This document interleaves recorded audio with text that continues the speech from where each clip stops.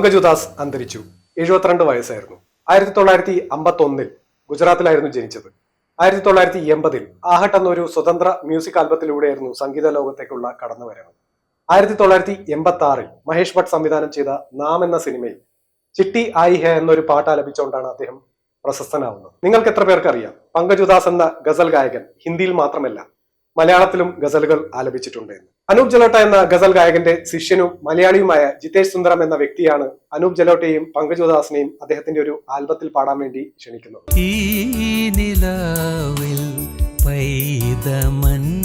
2017 millennium audios പുറത്തിറക്കിയ എന്നും ഈ സ്വരം എന്ന മ്യൂസിക് ഗസൽ ആൽബത്തിലാണ് പങ്കജ് ഉദാസും അനൂപ് ജലോട്ടയും പാടിയിരിക്കുന്നത്. ഇതിന് സംഗീതം നൽകിയിരിക്കുന്നത് ജിതേഷ് സുന്ദരം തന്നെയാണ്.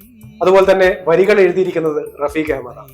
ഗസലുകൾ ഇഷ്ടപ്പെടുന്ന എല്ലാവർക്കും പങ്കജ് ഉദാസ് എന്ന ഗായകന്റെ വിയോഗം തീരാനഷ്ടം തന്നെയാണ്.